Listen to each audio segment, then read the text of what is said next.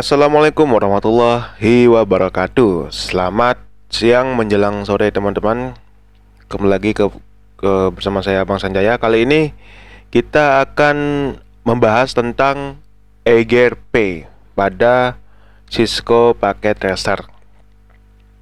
Sebelumnya kita perkenalan dulu nih dengan EGRP itu apa.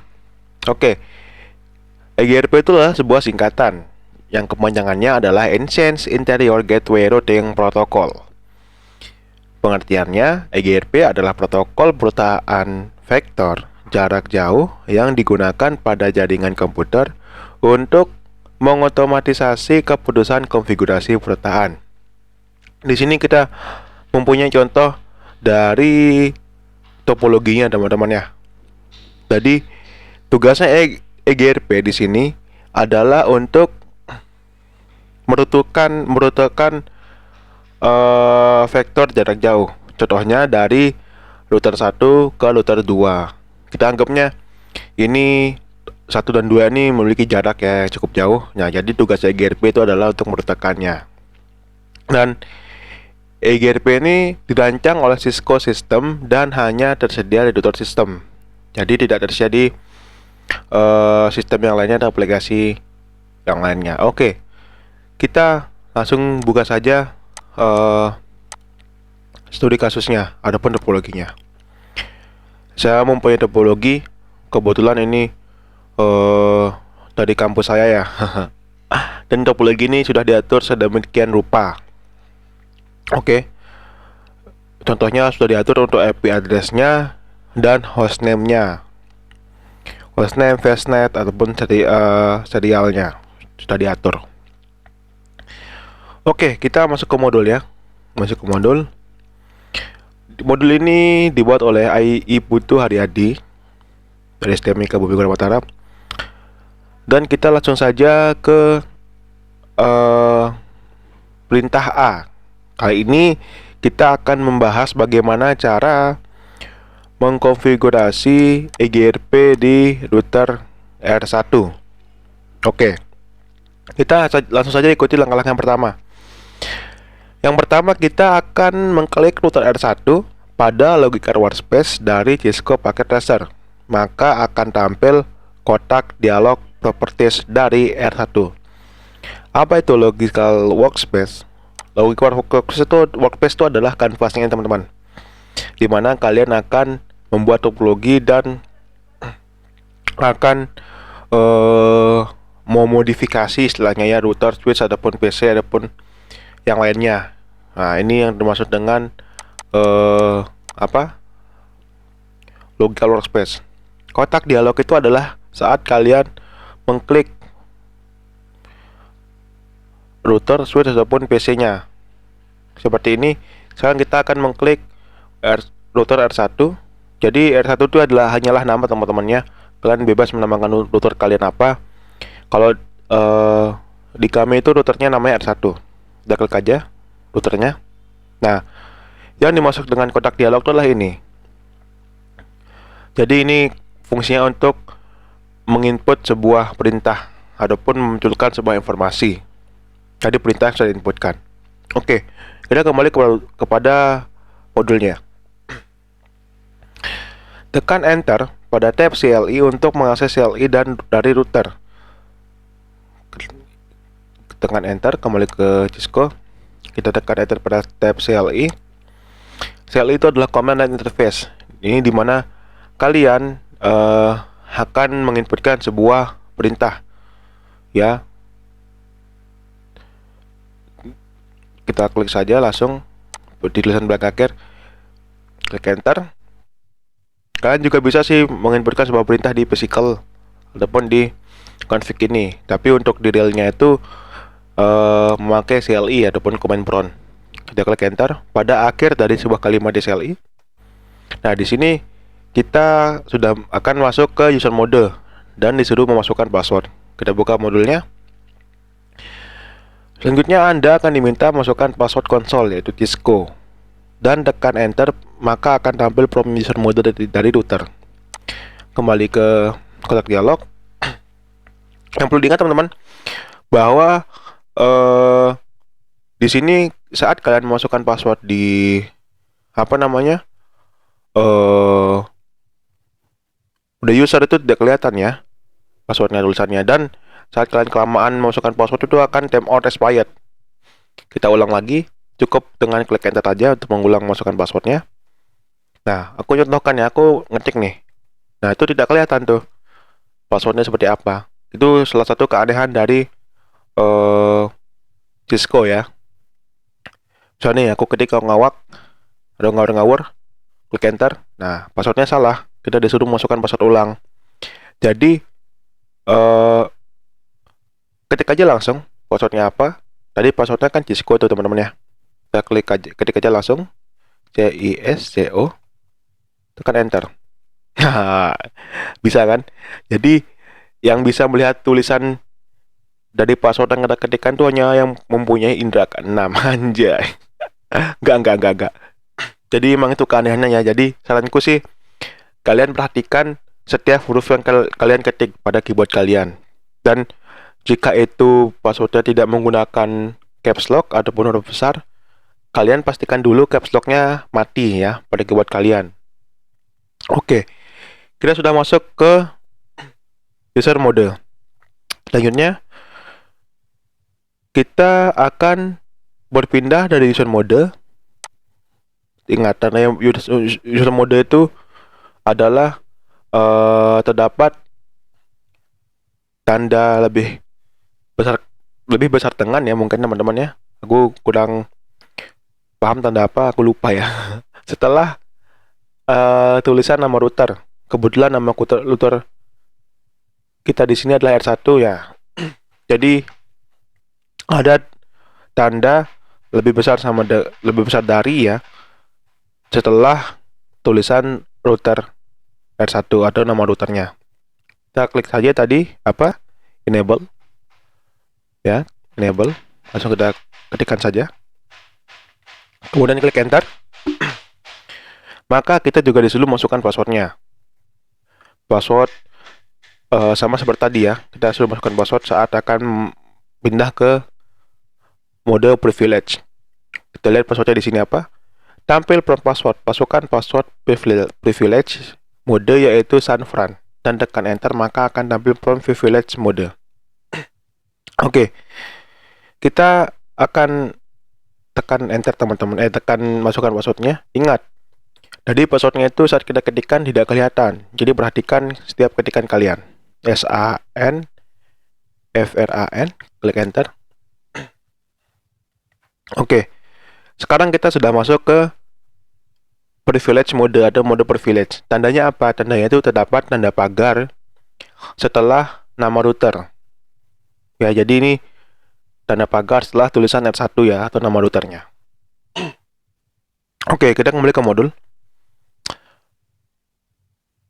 Sekarang kita akan menampilkan informasi tabel routing. Jadi kita akan menampilkan informasi dari tabel routing apa saja yang telah diinputkan di router R1. Kita kembali ke Cisco-nya. Kita klik saja, masukkan show AP root. Tekan enter. Nah, maka di sini akan keluar segala informasi dari apa yang telah kita inputkan pada router R1. Salah satunya yang akan kita gunakan adalah IP address atau gateway of last resort is not set itu di sini. IP address-nya yang akan kita gunakan tadi. Jadi dihafal ya IP address-nya ya. IP address kita ini adalah 192.168.169.0. Oke. Kita kembali ke modul. Nah, di modul juga tuh di garis bawahi ada difokuskan ya untuk IP address-nya. Untuk IP address-nya yang pertama. Oke. Nomor 4, kita akan berpindah ke global configuration mode atau ke mode global. Buka Cisco-nya. Ini kan kita masih di mode privilege ya teman-teman ya. Sekarang kita akan berpindah ke mode global. Caranya adalah kita ketikkan saja conft. Conft itu kesingkatan dari configuration terminal ya. Jadi saat kalian ingin ketik itu itu aja, disingkat aja, conft gitu. Kita klik enter. Nah, maka kita sekarang sudah masuk ke mode global. Tandanya apa? Tandanya terdapat tulisan config ya di dalam tanda kurung setelah nama router dan sebelum tanda pagar. Oke, itu tandanya saat kita sudah masuk ke mode global. Selanjutnya apa? Selanjutnya kita akan mengaktifkan routing protokol EGRP dengan S number 6451. Ya. Di sini kita akan mengaktifkan routing protokolnya.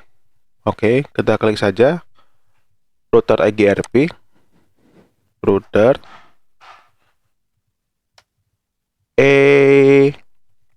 EGRP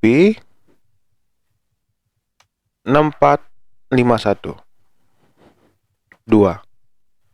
Oke, enter. Nah, maka routing protokolnya itu sudah masuk ya. Tadi sudah terinput. Tandanya apa? Tandanya terdapat tulisan router di dalam tanda kurung ini. Tadi kan nggak ada tuh. Di dalam tanda kurung kan tadi tulisan cuma config tok kan. Sekarang itu terdapat tulisan router juga. Oke, kita kembali ke modul. Nomor 6. Kita akan mengatur alamat jaringan di mana router R1 terhubung secara langsung yang dituliskan secara classful.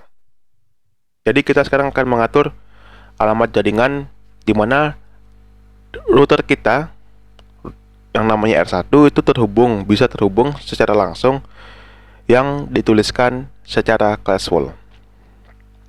Ingat, kita akan mengatur jaringannya itu dengan IP address yang sudah kita masukkan tadi, ya. Kita tadi sudah IP address kita yang sudah kita masukkan, yang muncul di tabel informasi adalah ini 192.168.169.0. Sekarang kita akan memasukkan atau mengatur alamat jaringannya biar bisa terhubung langsung ya secara classful. Kita tuliskan saja network. Ingat tadi apa IP address kita? IP address kita adalah 192.168.169.0.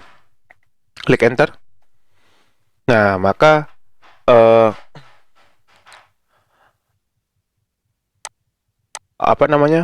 alamat jaringan tadi sudah terinput ya ke dalam router R1 secara classful. Aduh, ini kok kebuka ini Visual Studio ku nih. Saya. Tadi kepencet teman-teman, sorry. Oke. Selanjutnya kita kembali ke modul. Kita akan berpindah lagi ke mode privilege. Oke. Ingat, sekarang ini kita berada di mode global. Ya, tandanya adalah terdapat tulisan config di dalam tanda kurung. Oke. Sekarang kita akan berpindah ke mode privilege lagi. Caranya cukup ketikkan N. Klik enter. Nah, maka kita sudah kembali atau masuk ke mode privilege. Ingat, tadi mode privilege itu tandanya adalah terdapat tanda pagar setelah nama router. Kita klik enter lagi supaya bisa memasukkan sebuah perintah. Klik enter. Kembali ke modul. Sekarang kita akan menampilkan informasi routing protokol yang aktif. Oke. Jadi kita sekarang akan menampilkan informasi routing protokol yang aktif dari apa saja yang telah kita inputkan tadi. Oke, kita tes saja langsung ya. Kita cukup ketikkan show IP protocols.